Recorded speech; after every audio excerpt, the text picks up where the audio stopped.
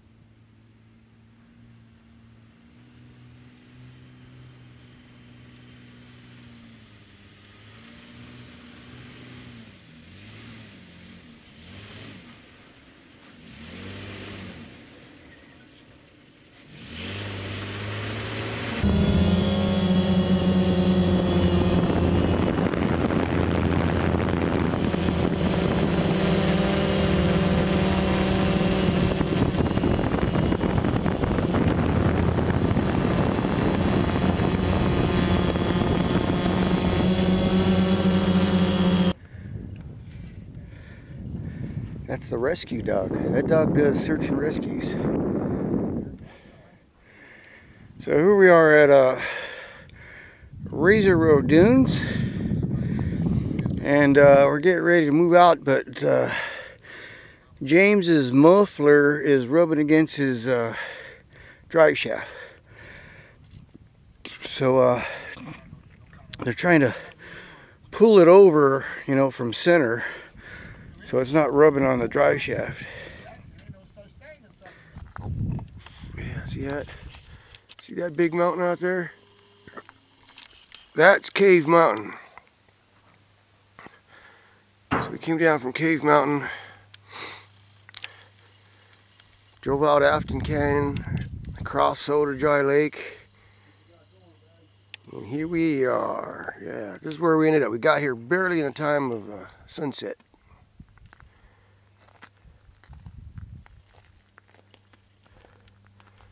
So we're loading up, packing up, locking the place up, and we'll be moving on.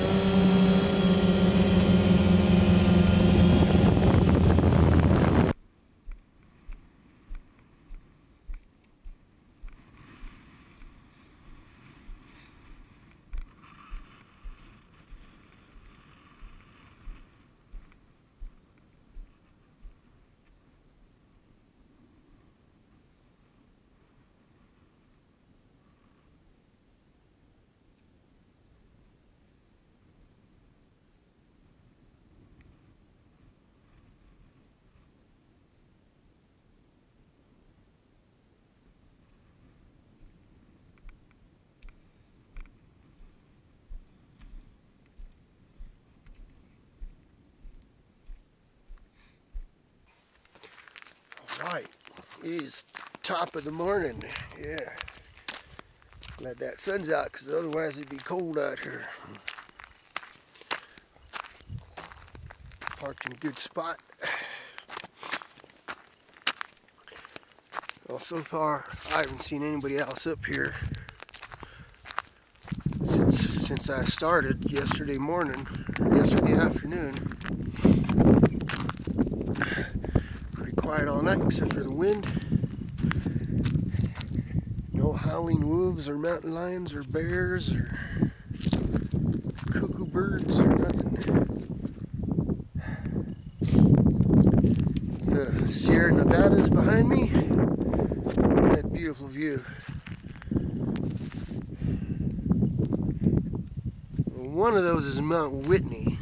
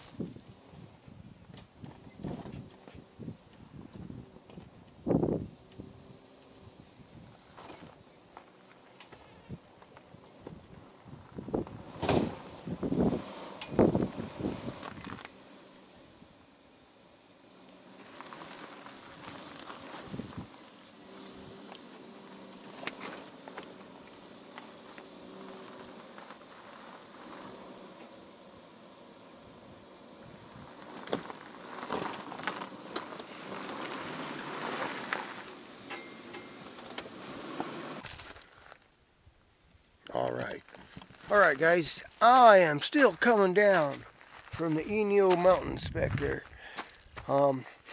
Left Sierra Gordo, and man, the road, this is Sierra Gordo Road according to my GPS. At a certain point it follows a wash, and you're in the wash, so there's a lot of rocks to navigate around. Yeah, nothing major, but you got those bold bowling ball sized rocks, you know, you don't want to hit them underneath your vehicle.